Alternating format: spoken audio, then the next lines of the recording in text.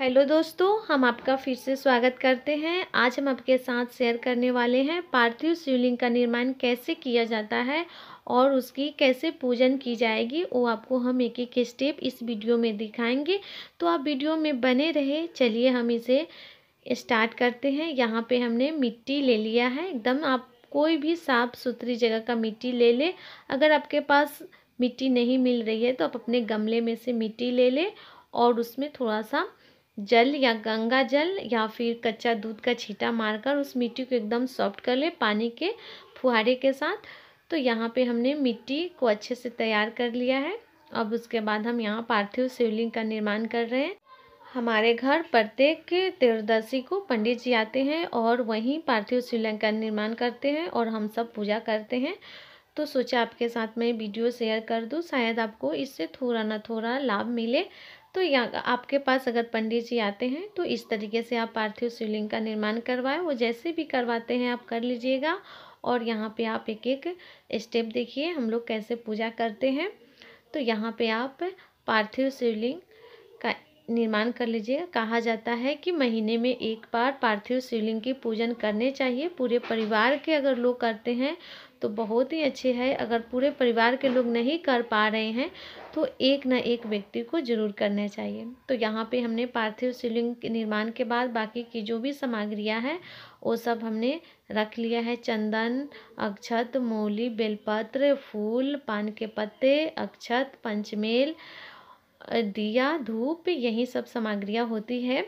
तो यहाँ पे हमने सारी सामग्रियाँ ले लिए हैं। और यहाँ पे सबसे पहले हमारे यहाँ पंडित जी शुद्धिकरण कराते हैं। तो यहाँ पे शुद्धिकरण के बाद धरती माँ का हम लोग प्रणाम कर रहे हैं। उसके बाद फिर अक्षत लेके हम लोग चारों दिशाओं में पंडित जी हम लोग से छिटवाते हैं अक्षत। तो इस तरीके से अगर आपके पास पंडित जी नहीं आ रहे हैं तो इस तरीके से आप पार्थिव शिवलिंग का निर्माण करके खुद से भी आप कर सकते हैं वीडियो में देख करके। तो यहाँ पे हमने चारों दिशाओं में अक्षत छींटने के बाद अब हम संकल्प लेंगे। संकल्प में पान के पत्ते, एक सिक्का, एक सुपारी, फूल और अक्षत है। उसके बाद हम इसमें थोड़ा सा जल लिए हैं और संकल्प ले रहे हैं। हम लोग अपने नाम गोत्र सब बोलकर उनके सामने संकल्प किए हैं पार्थिव शिवलिंग पूजन करने के। अब उनका हम लोग स्मरण करके उनके ऊपर आका चावल, जो टूटे फूटे चावल नहीं हो, वहीं उनके ऊपर हम लोग समर्पित करते हैं। क्योंकि शंकर जी को कोई भी टूटी हुई वस्तु स्वीकार नहीं है। तो हम लोग यहाँ अक्षत छींटने के बाद एक एक बेलपत्र समर्पित करें। बेलपत्र भी कहीं से टूटी फूटी नहीं हो, एकदम चिकनी और साफ़ सुथरी हो। उनको ज़्यादा नहीं, आप एक ही बेलपत्र चढ़ाइए, पर वो शुद्ध होना चाहिए, कहीं से कटी फटी नहीं हो, उसे इलिया भी कहीं से नहीं खाई हो। उसके बाद हाथ में एक बेलपत्र और फूल लगाकर उनका हम लोग ध्यान किए हैं। उसके बाद हम इनके ऊपर पंचामृत समर्पित करेंगे। आप पंचामृत में भी एक बेलपत्र रख दीजिए। कोई भी बेलपत्र किसी भी सामग्री में डालने से वो हमारे शिव स्वीकार करते हैं। इसीलिए हम लोग पंचामृत जब भी चढ़ाते हैं तो उनके जो पंचामृत का पात्र होता है उसमें एक बेलपत्र डाल देते हैं। फिर जल चढ़ाएं, उसके बाद भी हम लोग जल में भी एक के बेलपत्री को डाल देते हैं। भोग लगाते हैं, उसमें भी एक बेलपत्री डाल देते हैं। इससे हमारे शिव उसे स्वीकार करते हैं।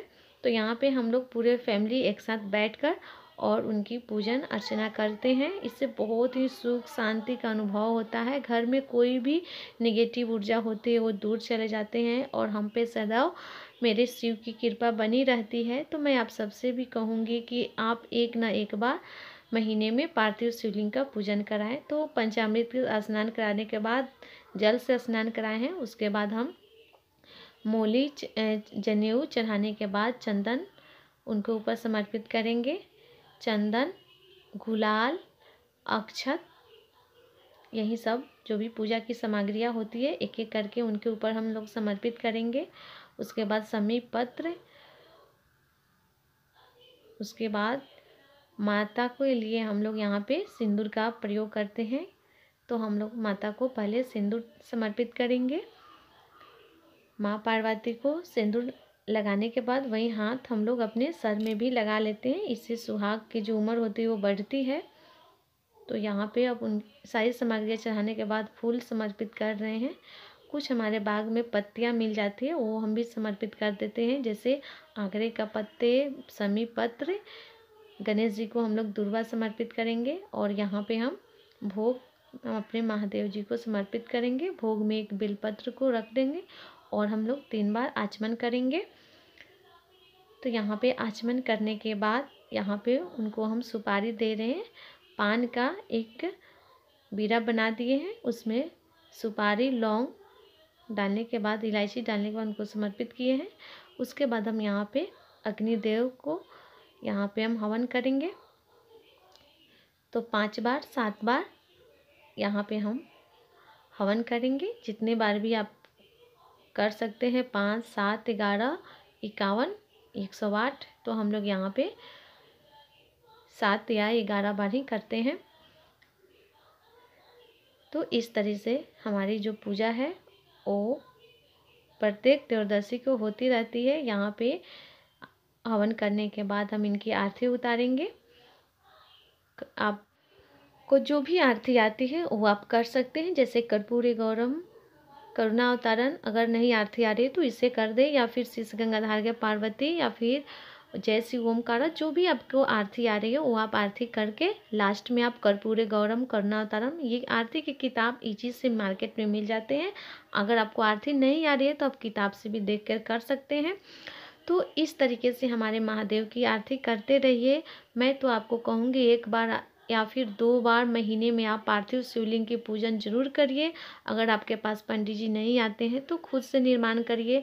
अगर आप नहीं कर पा रहे हैं तो अगल बगल मंदिर हो मेरे शिव का, तो आप वहाँ पे जाके एक बेलपत्र और 1 लोटा जल समर्पित कर सकते हैं।